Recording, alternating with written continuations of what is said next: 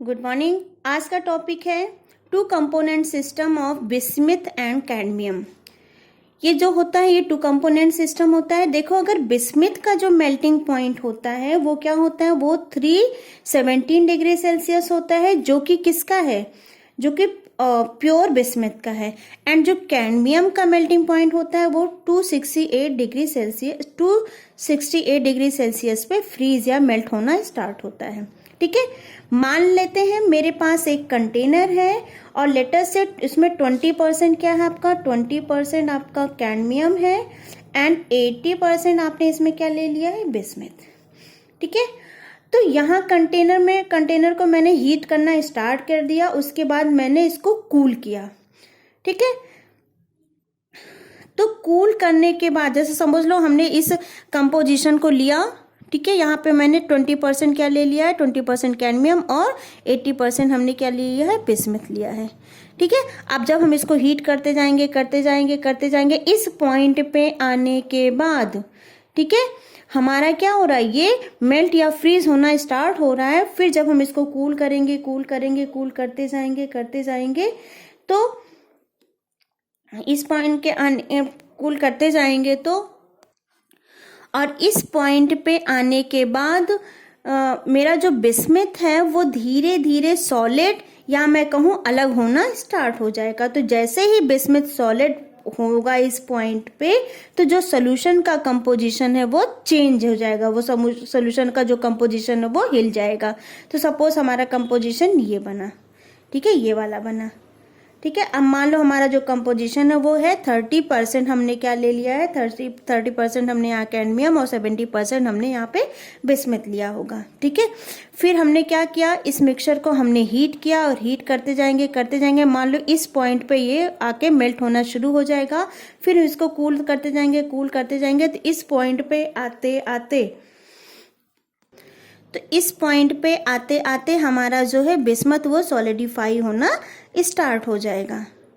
ठीक है, तो फिर जैसे ही ये बिस्मिथ हमारा सॉलिडिफाई होना स्टार्ट हो जाएगा तो यहाँ जो कंपोजिशन है वो चेंज हो जाएगा। अब सॉल्यूशन में मेरा धीरे धीरे क्या इंक्रीज होता जा रहा है, क्योंकि हमारा बिस्मिथ सॉलिडिफाई होता जा रहा है तो सॉल्यूशन में धीरे धीरे कैडमियम क्या हो रहा है, इंक्रीज होता जा रहा है। ठीक, अब मान लो हमने अब जो हमारा जो कंपोजिशन बन के आया वो न्यू क्या है, 40% और 60%। यहाँ पे हमने 40% क्या लिया है, 40% हमने क्या लिया है, कैडमियम, और 60% हमने क्या लिया है, बिस्मिथ लिया है। ओके, तो अब क्या होगा, अब ये जो फिर हमने इन दोनों को हीट किया और हीट करने के बाद जब हम इसको कूल करना स्टार्ट करते हैं, ठीक है, तो कूल करने के बाद धीरे धीरे हम नीचे आते जाएंगे। तो अब इस पॉइंट पे आने के बाद हमारा बिस्मिथ के साथ साथ कैडमियम भी क्या हो रहा है, सॉलिडिफाई होना स्टार्ट हो जा रहा है। मतलब ये आपका क्या है, ये आपका यूटेक्टिक पॉइंट है। और यूटेक्टिक पॉइंट पे आने के बाद हम इन दोनों को अलग अलग नहीं कर सकते।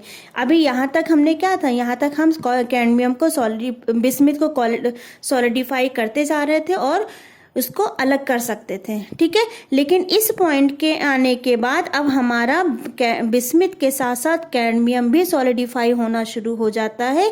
इसलिए यूटेक्टिक पॉइंट पे आने के बाद हम बिस्मिथ और कैडमियम को अलग अलग नहीं रख सकते।